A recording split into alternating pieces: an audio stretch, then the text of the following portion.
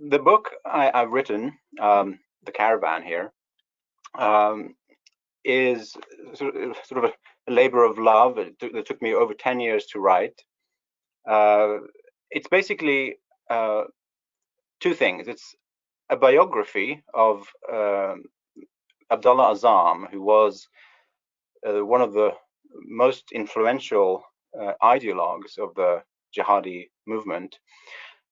But it's also a history of the jihadi movement, in a sense. It's the story of how the jihadi movement went global, how it went from being preoccupied with local matters to operating on the international stage as foreign fighters and in the form of international terrorist attacks.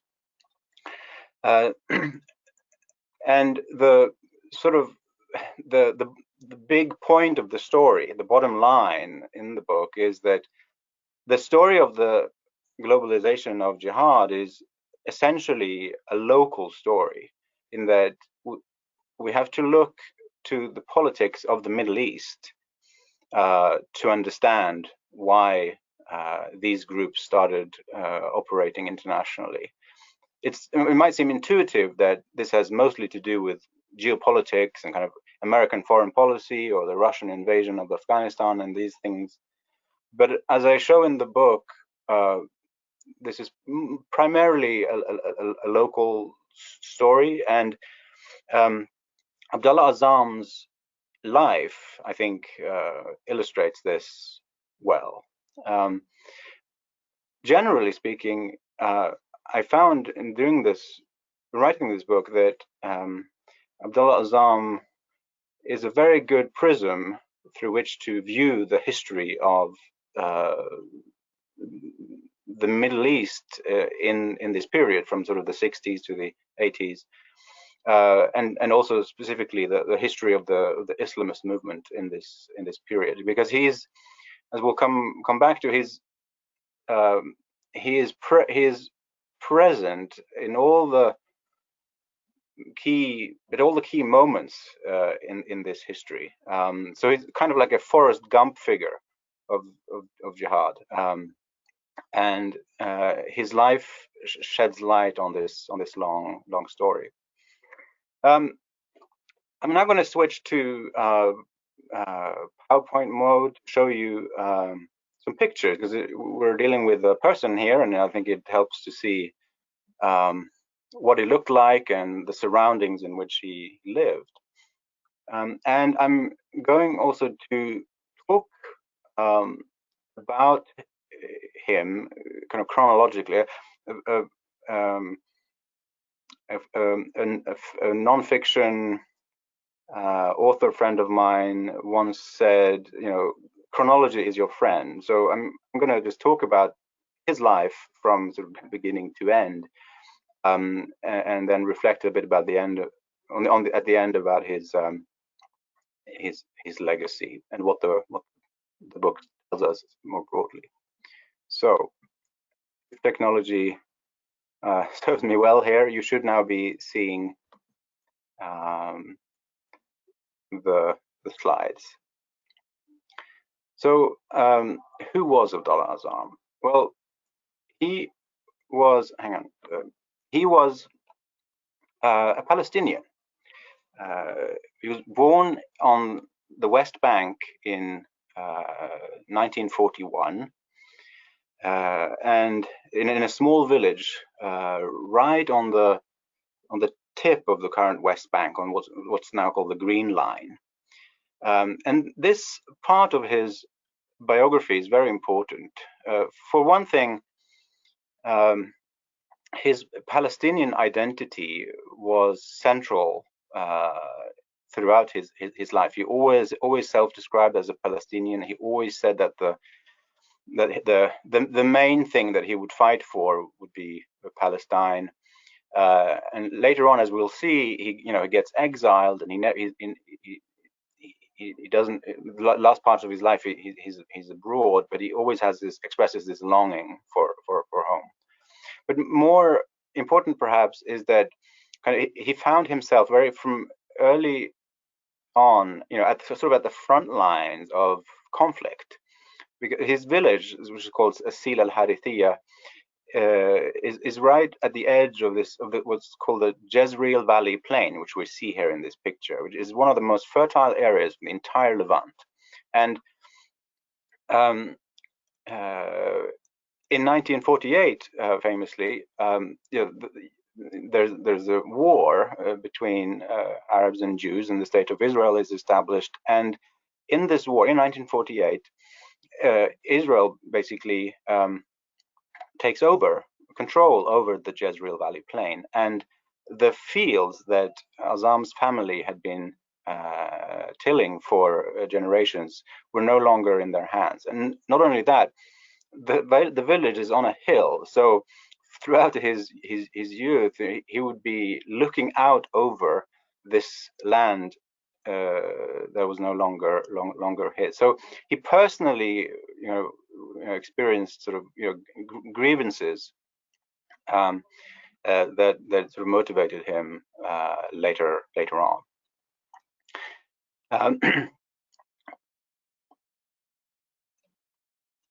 He came from a farming family, sort of very humble origins, but he was more sort of bookish than his contemporaries, and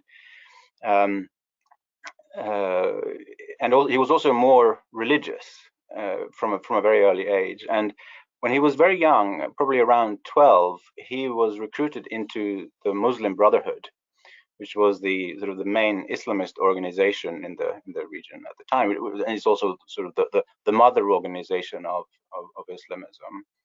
And he was recruited by a school teacher in his local school, which was the classic approach by the Brotherhood in this period, to kind of Islamize society below by having people work as in the educational sector to influence young people and draw them into the organization. And Azzam was one of those. And so the Muslim Brotherhood connection is also central to the story of Azzam. He saw himself as a member of the Brotherhood till the end of his days, and he was heavily influenced and inspired by Brotherhood ideologues, in particular the famous Sayyid Qutb, the Egyptian ideologue who was executed in 1966, but who has wielded tremendous influence posthumously. And Azzam was one of the people he influenced. The Brotherhood connection is also important because it helped sort of his career. It shaped the practical trajectory of his life, because as we'll see, he would find himself sort of evicted from various countries, and at every kind of key juncture where he was kind of looking for something to do, looking for somewhere to go, it was his Muslim Brotherhood connections that helped him find a new place, a new job. Also, the Muslim Brotherhood connection helped him in the 1980s when he became a sort of a recruiter for the Afghanistan war, because he had, through his Muslim Brotherhood background, a huge international network of contacts, other members of the organizations in other countries that he could draw on, that would invite him to speak and so on. So along with his Palestinian background, the Muslim Brotherhood connection is very, very important. When he's in his early 20s, he decides to pursue his dream, which is to study Islamic law. Before that, his parents had kind of, I think, forced him to study agriculture, or to attend an agricultural college. But once he had done that and moved out, he was sort of free to pursue his passion, which was Islamic law. And sort of in the mid 60s, he works, basically he's completed a degree in Islamic law, and he's working as a teacher in a village near his home village, and he probably would have stayed there if geopolitics hadn't come to the West Bank in the form of the 1967 war. So this is one of the many contingencies of history, that this very influential figure, his trajectory would have looked very different if the 1967 war hadn't happened, because but in 1967, during the Six-Day War, Israel assumed administrative control over the West Bank, and Azzam and his family found themselves under Israeli occupation, and he decided to flee Palestine. He didn't want to live under occupation, and he and others were probably concerned about what might happen in the future if they stayed. So he left Palestine in June '67. One afternoon and night, they just walked from the Jenin area to Amman, the capital of Jordan. And from that day, he was an exile, a refugee, if you will, and he would never again set foot in Palestine. And this is another key dimension to understanding Azzam, that he became a vagabond from '67 onward. From that point onward, he would sort of be a guest or an immigrant wherever he went, and so and this made him kind of more disposable. It meant that he was easier to kind of evict or sort of punish for his political activity. So he would find himself, as we'll come back to, he'll found himself moving from one country to the other as sort of his local authorities got sort of tired of him. And so and this vagabond existence, I think, is crucial to understanding his kind of internationalist outlook. Azzam kind of became the key the first main proponent of sort of transnational jihad, and he saw he believed that the Middle East should be, or the Muslim Middle East should be organized in one caliphate, just like the Ottoman Empire. He never recognized the legitimacy of nation states in the region, and this sort of pan-Islamic outlook was probably rooted in part in his own experience, his own disappointments with states, and his hopes, and in this kind of his existence as a sort of a citizen of the Islamic world. A little while after the '67 war, he joins the so-called Fedayeen, who were guerrillas operating along the Jordanian-Israeli border. Normally, the Fedayeen are thought of as sort of a leftist phenomenon, led by PLO, and that's largely true. But there was also a small Islamist contingent in there, and Azzam was part of it. And they saw themselves as waging jihad and led a religious sort of lifestyle. And but this episode is important because it kind of galvanized Azzam's credentials as a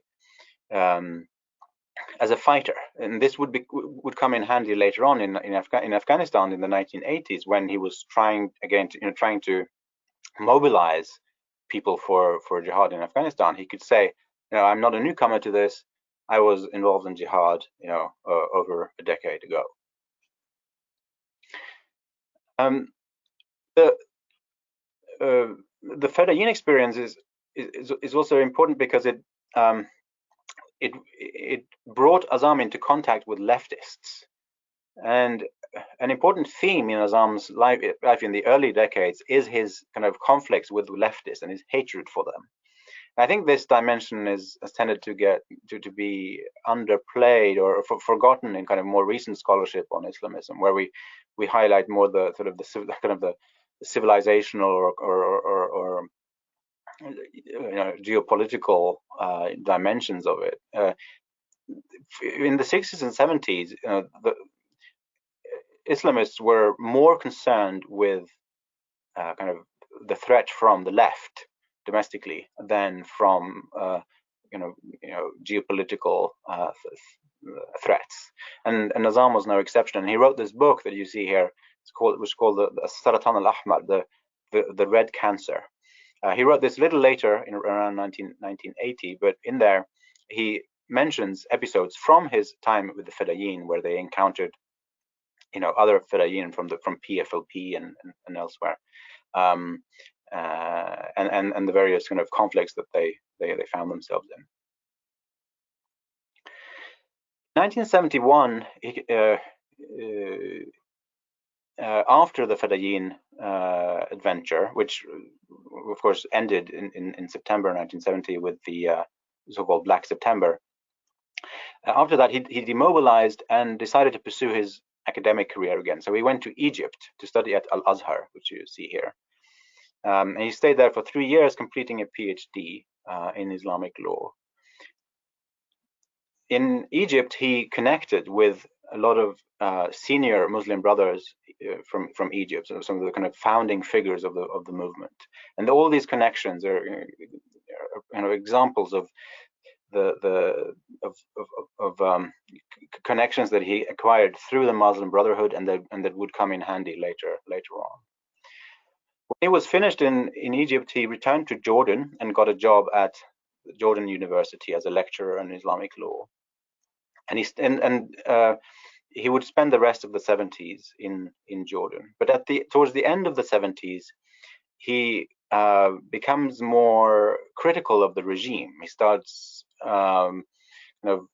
being more political in his lectures at university, and he becomes more of an activist. And this annoyed and concerned the government, and he eventually got pressured out of his job. They basically fired him from the university in 1980, and they sort of pressured him to leave the country.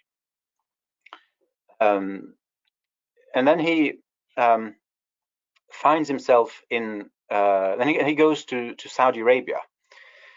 Again, the Muslim Brotherhood connection comes in because it was a friend in the Brotherhood that got him a job as a lecturer again in Saudi Arabia. In Saudi Arabia, he becomes he gets into contact with a more sort of international Islamist community, one that I describe as sort of the pan-Islamist community in the western part of Saudi Arabia at this time. And this is a community that of whom many work in these international Islamic organizations, and they're very concerned with international issues. And in this community, there is a lot of talk about sort of the ummah, the Muslim nation, the need for them to stand together, and about all the various threats from the outside to Muslims. And Azam is probably influenced by this, and it probably helps explain his own sort of internationalist turn in the 1980s. But then we come to 1981, late 1981, where Azam decides to leave Saudi Arabia after just 1 year and go to Afghanistan, and more specifically, it goes to Pakistan, because that's the base from which people operate in Afghanistan.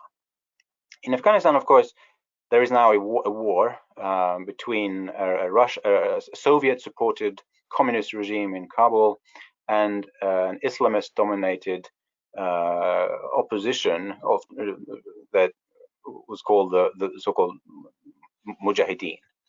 And Azam, like most Islamists, and I guess most Muslims, saw this as a legitimate jihad, as a completely unacceptable situation that needed to be resisted with our arms. And Azzam wanted to be near this jihad. He wanted to take part in it and to support it.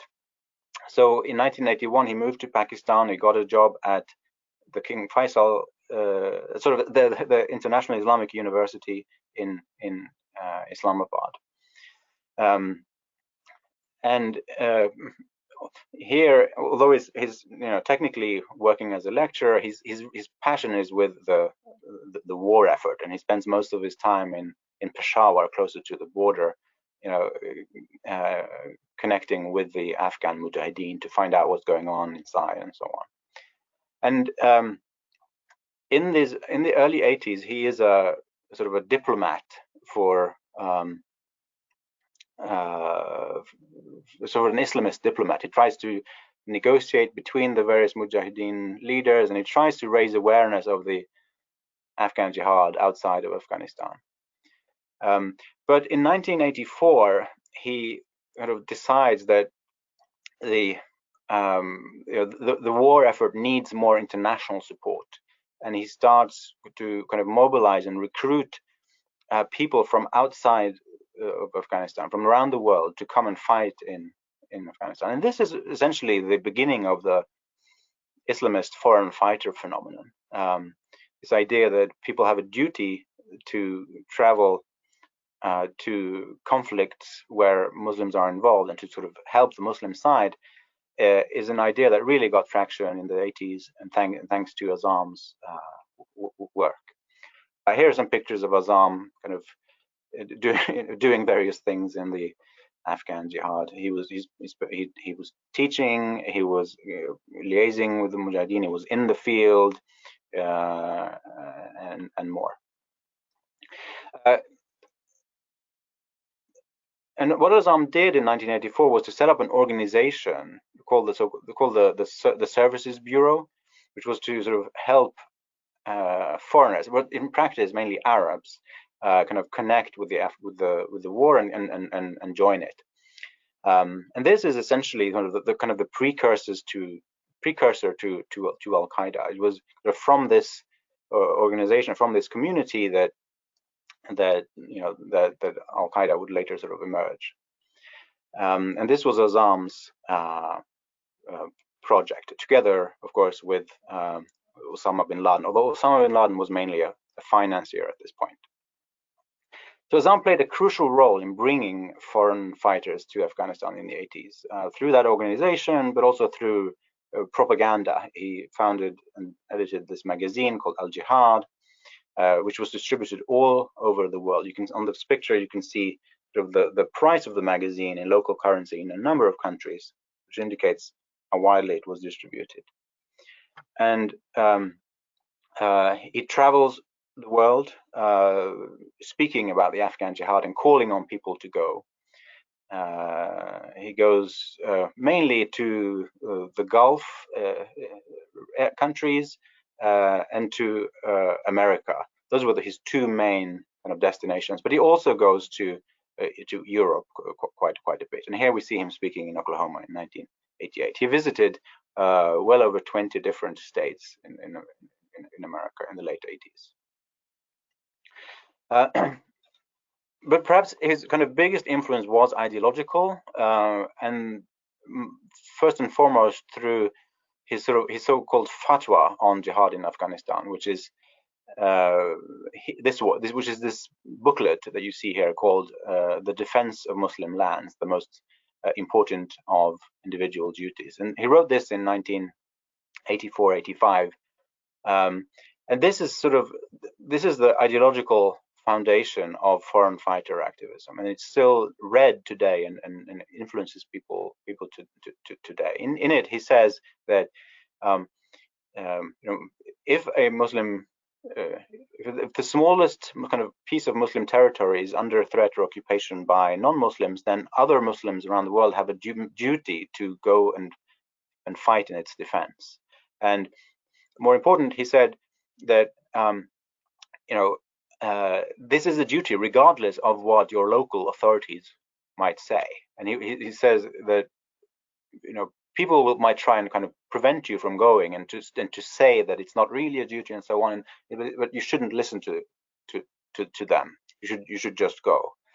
So in doing this, he sort of privatized foreign fighting and kind of told people that they don't need to listen to authority. They can just kind of interpret the situation for themselves and go and wage jihad. And this was a very influential idea, and it had perhaps even more. It had perhaps even more. It had deeper implications than Azzam himself realized, because here Azzam is basically opening a Pandora's box. Is creating a big authority problem, because if you tell people that they don't need to listen to anyone, then one day they might stop listening to you as well, and they might become uncontrollable. And that's essentially what happened with the jihadi movement. From the late 80s onward, it kind of fragments, and parts of it becomes extremely radical and stops listening to religious authority. At some point, it reached a point where, it doesn't matter what, big religious authorities or imams might say about terrorism or jihad. These militants won't listen to them at all. And this authority problem is one that Azzam really exacerbated through this book and other writings. First symptom of this authority problem and the kind of fragmentation of the jihadi movement was the emergence. They happened in late 80s Afghanistan, and the most famous example is the emergence of Al Qaeda, which was founded in 1987-88 by people who, they were led by bin Laden, but it was a larger group of people who thought that Azzam's approach to jihad was a little too soft, and they wanted to establish more serious training camps and become a special force of jihad. They were kind of they were sort of more militaristically minded than Azzam and others, and they kind of set up their own camps and their own organization, and sort of the rest is history. But it's indicative of a general sort of trend towards sort of radicalization and fragmentation of the movement. Azzam himself was not involved in Al Qaeda, contrary to what many have claimed. He was just a passive kind of observer of it. He noted, okay, these guys are doing their own thing. I'm not a big fan of it, but I'm not gonna object. But he was, in a sense, responsible, by bringing all these people to Afghanistan, by telling them that, they don't need to listen to authority. In 1989, Azzam was, to everyone's surprise, assassinated. And this is the wreck of his car. I call it in the book the greatest murder mystery in the history of Islamism, because we still don't know who was behind it, and it's really not obvious who it might have been. Lots of theories have been proposed, from Osama bin Laden, via Ayman al-Zawahiri, the Egyptian kind of companion of bin Laden, via the CIA and the Mossad, to the KGB or others. The problem is that Azzam had many kind of small enemies, but no huge ones. There are no really obvious candidates, and there is virtually no forensic evidence to go by. So we just have to kind of speculate. I have my own thoughts on who did it, but I guess I'll skip that here. You can read about it in the book. I'll just move to close here. I've spoken for too long already. To talk about a little bit about Azzam's legacy, because Azzam is sort of, at his time when he was alive, he was the most famous jihadi in the world. And after his death, he became even more famous. He became the sort of the first real sort of superstar. And his legacy, his sort of star legacy, has remained to this day. And until recently, I mean, recently there's been a big crackdown on the internet propaganda, but until recently, his face was everywhere. There were all these memes with his iconic face. He was a bit like a Che Guevara figure for jihadism, and his texts were being disseminated, and his texts were been widely read to this day. So he was big in life, but he became even bigger in death. And the jihadi groups consecrate institutions and training camps with Azzam's name. Here's an IS or an ISIS camp in Syria in 2014 called the Abdallah Azzam camp. It's just one of many examples like this. So he was embraced by the jihadi movement as one of their kind of founding figures. But what's so interesting about Azzam's legacy is that it's widely contested. That the jihadis say that that Azzam was great, and that the Al Qaeda or ISIS kind of project is the continuation of Azzam's project. However, there are others, notably in the Muslim Brotherhood and associated groups, who say no, Azzam would never have endorsed the 9/11 attacks, and he would completely condemned what ISIS is doing. They present him as a more moderate figure who only called for sort of more constrained warfare, sort of guerrilla warfare in conflict zones. So you see Azzam also celebrated in these sort of more mainstream circles, which is why you have lots of mosques across the region called the Abdallah Azzam Mosque, which you have an example in the top of that slide. There's even an Abdallah Azzam street in Istanbul, which is an illustration of kind of how sort of mainstream he's also gotten. So he's a really sort of ambiguous figure who is celebrated both by ISIS and has a street named after him in a major international city. The reason why I think why he's so contested is that he himself, he died early enough, if you will. He died before the movement started debating, strategic questions like where should we take the fight after Afghanistan? What methods should we use? Are suicide bombings okay? Is it okay to target civilians? These are questions that divided the Islamist movement in the 90s and 2000s. Azzam never had to take a stand on them. So he's only on the record with generic statements about the jihad and the need for it. So he's kind of all things to all men. It can be used for sort of any subsequent project. I think that's part of it. In a sentence, Azzam is perhaps the most foundational figure for the jihadi movement, and his life sheds light on how the jihadi movement emerged, and it is, if I have to be honest myself, I think it is a very interesting story, and it's a long book with lots of details. I've only scratched the surface here. Lots of anecdotes in there about how Azzam and bin Laden met for the first time in America, in Indianapolis, Indiana, in the late 70s, or how Abdullah Azzam was friends with Cat Stevens, the pop star. It is quite an entertaining story, so I hope that you will, if you haven't read the book yet, that you will be interested to take a look. Thank you very much, and I'm happy to take some questions now. Thank you very much.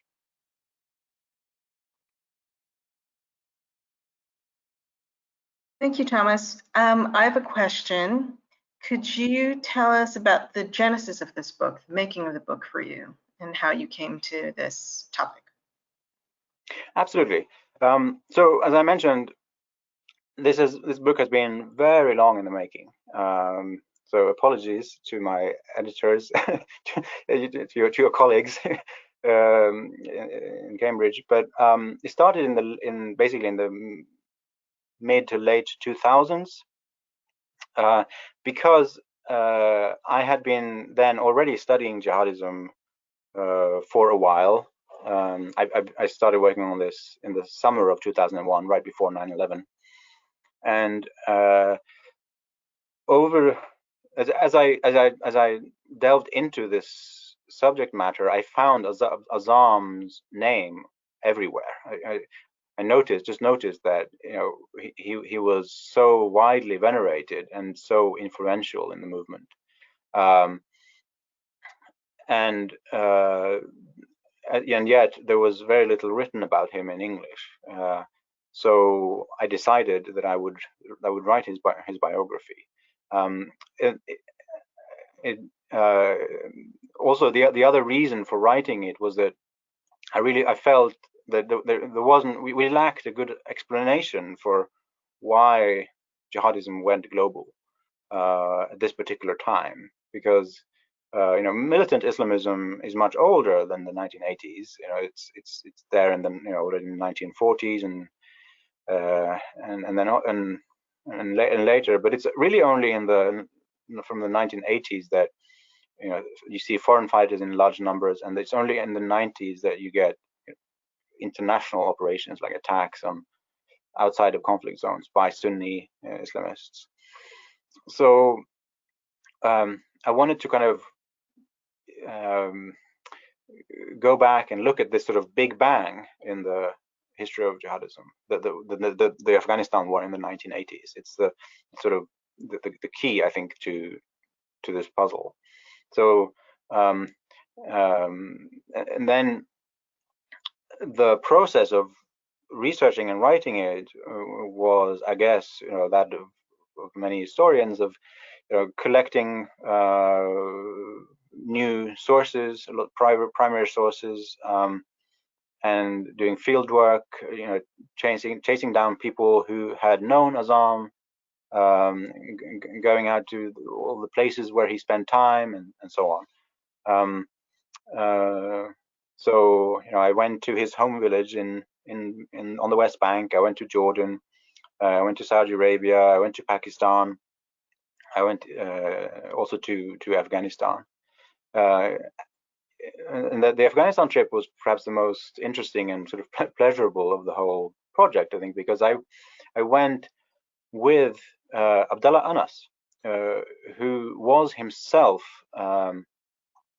a foreign fighter in Afghanistan in the 80s. He's originally from Algeria, and he went early and befriended Azzam and eventually married his daughter. So he's Abdallah Azzam's son-in-law. Later in life, he sort of changed some of his political views and sort of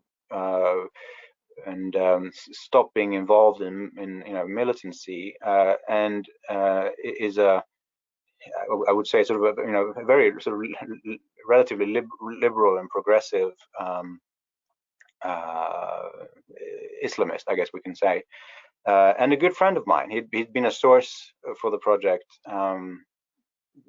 for many years already, and then in 2018 we decided that we would go to Afghanistan together. So he and I traveled to Kabul, and together we sat down with some of the key witnesses of that period, notably Abdurrab Rasul Sayyaf, who was a very important Mujahideen leader in the 80s, and Azzam's closest sort of collaborator on the Afghan side. So it's been it was a very sort of very interesting, instructive, and pleasurable project, I have to say. It just took much longer than I had anticipated. And how were you received when you began your queries and your interviews? Were you welcome, or were you treated with suspicion? No, I have to say I was welcomed pretty much everywhere, and practically everyone I contacted were happy to speak with me, and they were very amiable and happy to talk and help. including Azam's own family. I mean, beyond Abdallah Anas, his son Hudhaifa was also very friendly from the start of the project. So, but that's I think I have to say that's a general experience in my work. And whenever I've done a lot of field work across the Muslim world on topics that are relatively sensitive, but always been met with sort of open arms and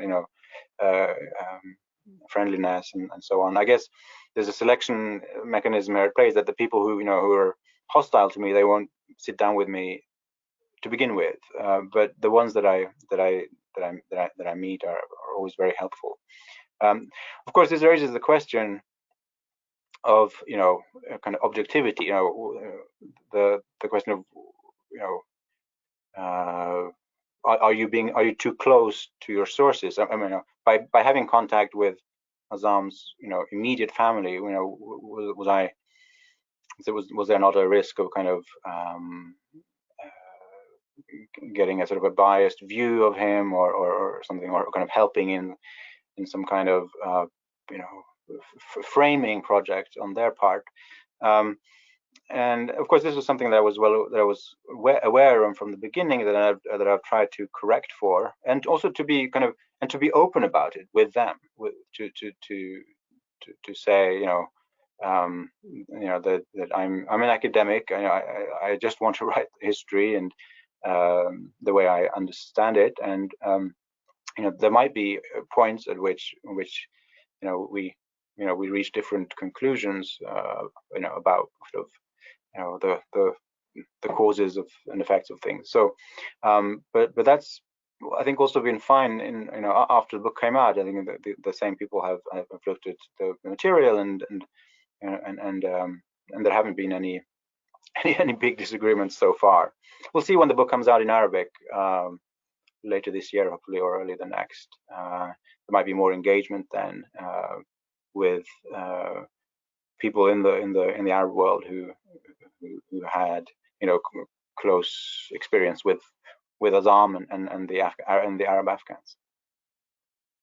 Okay. I have a question. Could you tell us about the extent of US CIA backing of Islamic militants in Afghanistan? Yes, absolutely. That's a great question, because it's it's often said that the CIA sort of created Al-Qaeda, and that sort of America sort of has it has sort of an indirect kind of responsibility for what came after, and this is what we call the blowback theory, and in the book I argue quite forcefully against it, because I found in my sources very little evidence to support it. Now, of course, the American government was heavily involved in supporting the Afghan jihad, but all of their support went to the Afghans, the Afghan mujahideen, and not to the foreign fighters. And these two were distinct groups and networks.